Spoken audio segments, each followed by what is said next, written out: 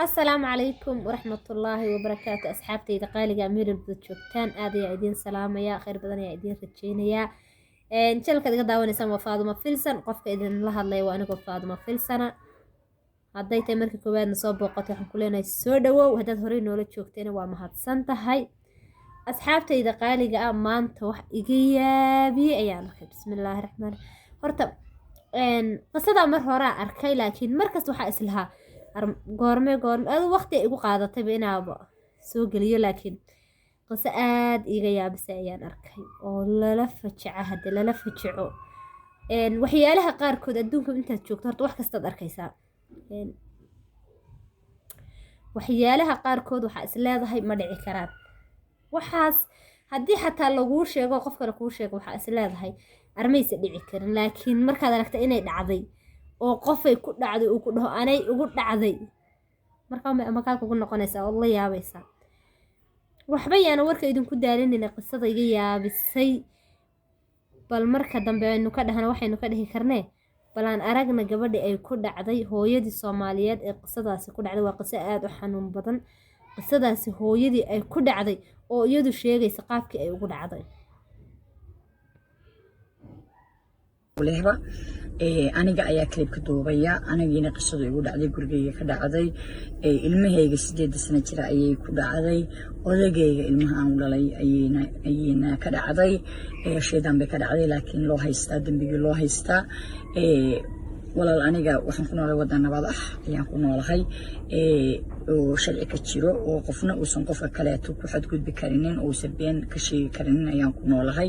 oo wax kasto beena oo sheegtay inta la baaro laga daba tagayo lagu soo qabanayo case-kaani ma ahan case hooyo masiirsan mooyo xanaaqsan ama nin inaag istagaale been isaga sheegan ma ahan case-kaani waa case qof dignitigiisa iyo sharaftiisa iyo la dhibaateeyay at the same time qof kale oo haddii sharciga la maraan dhibaateeyay in sharaftiisa wax looga dhacayo weeye so case-kaani waa case u baahan aad qof kasto in uu aad uga fakaro oo arintan ay qusayso sida aniga oo kale aniga qofka in aad uga fakaro u baahan alxamdulillah aniga oo caruur haysta ayaan waxaan guursaday walaal Soomaaliyeed walaalkii ilma ayaan u dhalay muddo fiican baan isqabnay alxamdulillah dhibaato ma jirinin maartay ilaahay waa naga hayay dhib oo dhan laakiin waqti habeena ayaa gabaraan la soo booday aniga waliba iimaysan imaanin waxay u tagtay gabar kale oo walaasheeda oo 9 sano jirta waxay u sheegatay in dhibaato lagu hayo oo aabe uu dhibaato ku hayo waliba iyadoo magaca baaba ay dhahaysa ayaa baaba dhibaato way isbaab un bay u taqaan iyadoo yar guursaday iyadoo yar aad u yar ayaan guursaday maartaan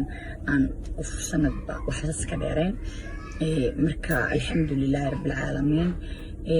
aaba ayuu u taqaanay wixii hooyo baaba waxaan yeelay aabe hooyo ayuu khiyaaminayaa aniga ayuu khiyaaminayaa dhibaato ayuu ii geystay game aan nabcahay ayuu i ciyaarsiiyaa aniga gamekan waa aan nabcahay mana jeceli marka arintaas ayay soo bandhigtay waxay sheegtay in maartay xadgudub nafsiyan lagu sameeyay aniga hurda ayaa arinta la soo sheegay gabadhaydii kale ayay isdhacday intaas oo arrimood ayay sheegtay وكاسا أنا أنت ويلوح ماتي سوما قفل بس هو فسرتها لكن أنا جا برنا موسى قف أفكسي جا أودا وتيبان هاي بروفيشن كلمة ويا هاي أو تيجي أفكسي مركب مدام أو تي أفكسي وشقي شقي هاي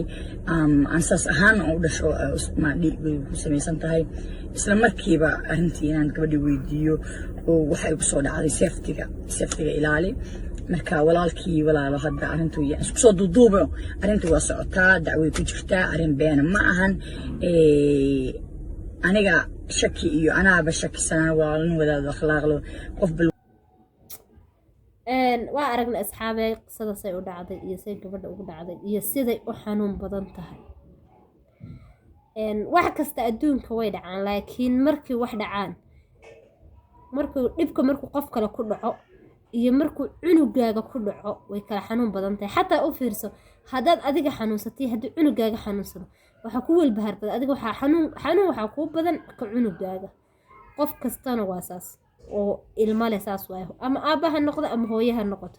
aad ay u xanuun badan tahay in ilmaha wax kaaga dhacaan horta gabadha walaasheena ilaahay ha u boogadhayo waa qiso aada u xanuun badan waa qiso teeda kale gabadhan waa gabadh 100% waa gabadh ay diinka muuqato waa gabadh aada u degan xataa siday u hadlayso maasha allah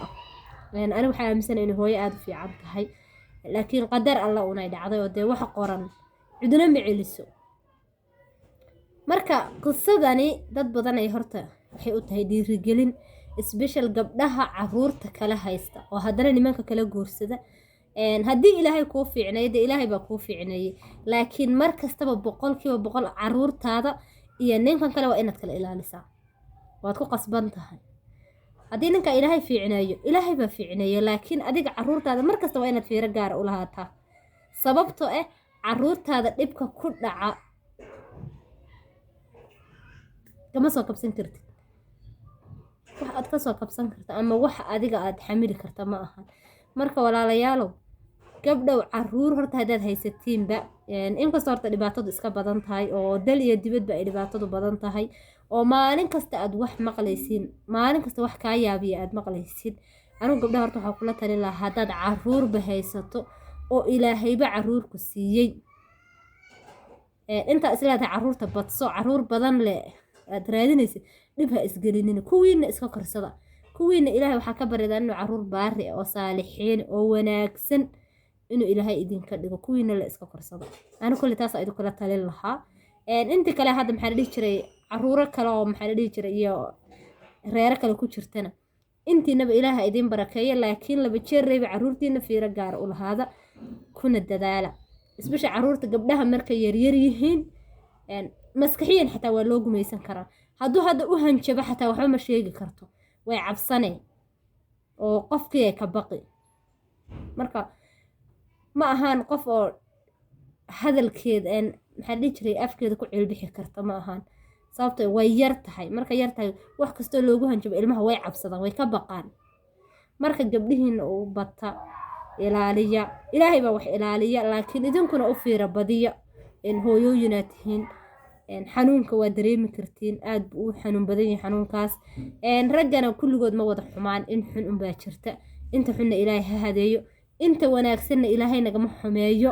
marka asxaabtayda qaaliga bal idinkuna commentiga kusoo wadaaga wixii ra'yigiina aniga kol horta qisadaas aad bay ii xanuujisay aad bay ii taabatay waa qiso aad u xanuun badan haddana cunugu yariis ah iimaan la-aanta intaa leeg baa la yaabay cunugu yariis ah 8 sano waa saqiir si kastoo xataa ay u hilboonto isaga ayba xataa qof weyn u ekaato 8 sano waa ilmo saqiir ah oo haddana aabba leh iska dhaafba wax kale ereyga xataa ma xanuujinaya miya aabba igu yacee aabba igu yeedhe subxaan allahi alcadiim ilaahu mucjisaha natusan mucjisaadka iska badan waa arkaysin adduunka waxa ka dhacaya waxa la duubayo waxyaalaha la leeyahay waxbaa bannaan wada yaalla waa u wada jeedeen kulligeen ba allah ina xifdiyo jannada allah ina ku kulmiyo khayr badan ba asxaabteeda idiin rajeynayaa ha laysu badnaado rag iyo dumarba ha laysu badnaado